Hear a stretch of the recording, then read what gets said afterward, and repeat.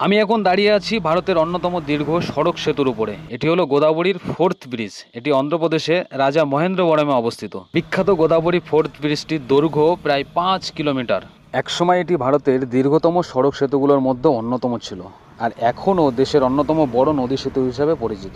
এই ব্রিজ রাজা মহেন্দ্রবরম ও কব্বুরকে যুক্ত করেছে এবং কলকাতা থেকে চেন্নাই যাওয়ার জাতীয় সড়কের গুরুত্বপূর্ণ অংশ হচ্ছে এই ফোর্থ ব্রিজ। ব্রিজের উপর দিয়ে যাওয়ার সময় চারিদিকে বিশাল গোদাবরী নদীর দৃশ্য সত্যি অসাধারণ লাগে। ভারতবর্ষের সবচেয়ে লম্বা ব্রিজগুলোর তালিকায় এটি বর্তমানে 10ম স্থানে রয়েছে, কারণ নতুন নতুন বড় সেতু তৈরি হওয়ায় র্যাঙ্কিং কিছুটা পরিবর্তন হয়েছে।